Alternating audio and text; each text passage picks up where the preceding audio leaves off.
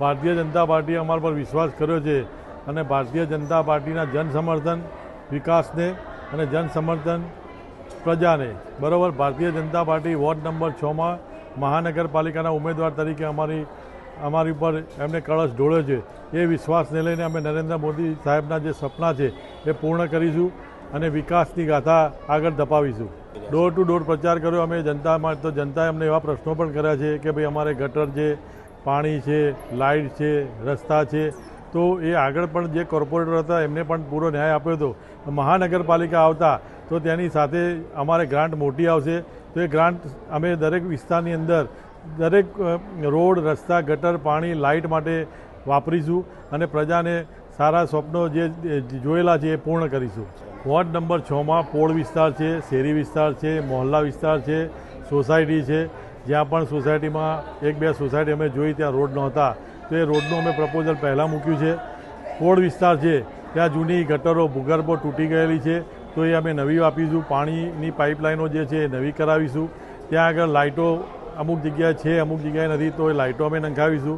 પ્રજાના માટે ત્યાં આગળ નવા ડીપીટીપી પડશે, તો ત્યાં પ્લેગ્રાઉન્ડ બનાવીશું, સ્કૂલો બનાવીશું, આપણે ત્યાં આગળ પ્રાથમિક શાળા બનાવડાવીશું અને પ્રજાના બનતા તમામ પ્રશ્નો હલ કરવા માટે અમે ઉમેદવારી કરી છે, તો પ્રજાનો વિશ્વાસ જીતીને તે પૂર્ણ કરીશું।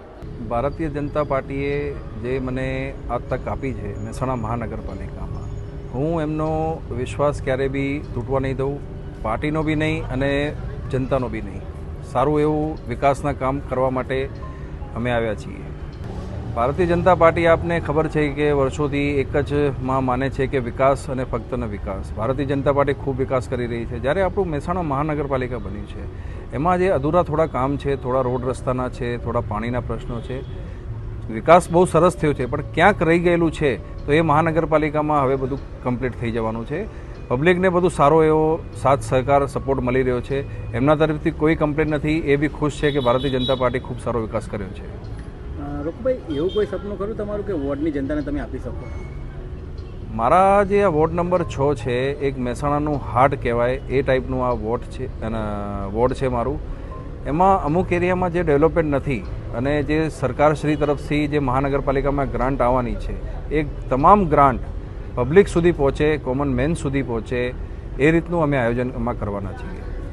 રોકુભાઈ, તમે એક ઉદ્યોગપતિ પણ છો અને એક રાજકીય સફર બી અત્યારે સફર કરી રહ્યા છો, તો શું કહેશો તેના વિશે? હું મારી જે આસંદાસેન સન્સ છેલ્લા 65 વર્ષથી અહીંયા મહેસાણામાં કાર્યરત કરે છે, અમને બધા એ નામથી ઓળખે છે। મારું નામ બી ધીરજ છે, પણ રોકુ નામથી બધા ઓળખે છે। મને મારા અંદરથી દિલથી એમ થયું કે જ્યાં હું મારી જન્મભૂમિ છે, હું જ્યાં રહું છું અને આજે મહેસાણા મહાનગરપાલિકા બની છે, એક સેવાના ભાવથી હું આ રાજકારણમાં અંદર આવ્યો છું અને પબ્લિકને જે સમસ્યાઓ છે એ દૂર કરવા માટે એમના પ્રશ્નો સમજીને એમની વચ્ચે જઈને એનું કેવી રીતે સોલ્યુશન લાવી શકીએ, કેવી રીતે આપણે ગવર્મેન્ટમાંથી ગ્રાન્ટો લઈને અને એમના સુધી પહોંચાડીને એમના સુખ સુવિધા પૂરું પાડી શકીએ છીએ, એના માટે આ કાર્ય કર્યું છે।